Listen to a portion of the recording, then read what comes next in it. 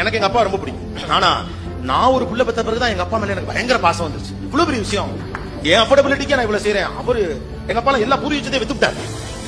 பிள்ளைகளுக்கு இல்லாம என்னத்துக்கு நான் எங்க வீட்டுல விருதும் கிடையாது, கரிநாள் கிடையாது, அஷ்டமி கிடையாது, நவமி கிடையாது, ஒரு கர்மம் கிடையாது.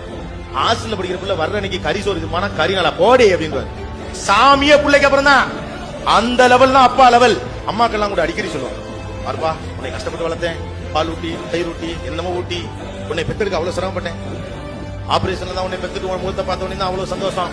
அம்மாக்கள் கூட அடிக்கடி சொல்லுவாங்க. தந்தையர்கள் ஒரு நாளும் தங்கள் தியாகத்தை அறிவித்துக் கொண்டதே கிடையாது. அப்பாக்கள் சொல்லவே மாட்டாங்க. உனக்காக ஓடா தெரிஞ்சு நீ பாரு ஷூ போட்டிருக்க, நான் செருப்பு போட்டிருக்கேன் அப்பன்னு சொல்லவே மாட்டான். ஹோட்டலுக்கு நீங்க போறப்ப உங்களுக்கு எல்லாம் ஆர்டர் பண்ணிட்டு வெறும் காபி போதுன்னு சொல்லிட்டு திரும்பி வரக்கூடிய அப்பாக்கள் நிறைய. நான் 1000 இடத்துக்கு வெளியே திரும்ப போறேன், நான் போற இடத்துல சாப்பிட்டு அம்மாக்கு அது புரியும். ஏங்க நீ ஒரு தோசை சொல்லிட்டா என்ன, நான் 1000 இடத்துக்கு போறேன் பிள்ளைய சாப்பிட்டு பேசாம உட்காந்து கையில 25,000 ரூபாய் முள்ளங்கி பத்த மாதிரி சம்பளம் வாங்கிட்டு வரல, ஒரு 1000 ரூபாய் எடுத்து செலவு பண்ண என்ன மோசமா போச்சு நினைப்ப.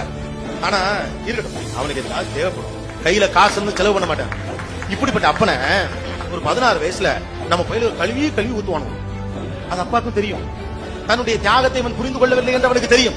தெரிந்தும் கூட தந்தை அதை கவலையே படமாட்டார். நீ என்ன வேணாலும் நினைச்சுக்க, என்னை கெட்டவன் கூட வச்சுக்க, உன் வாழ்க்கையின் பெரும் வில்லனாக கூட நான் இருந்துட்டு போறேன், நான் நாசமா கூட போயிடுறேன், நீ நல்லா இருந்தா போதும் அப்படின்னு நினைக்கக்கூடிய ஒரு அற்புதமான மனசு அப்பாவின் மனசு.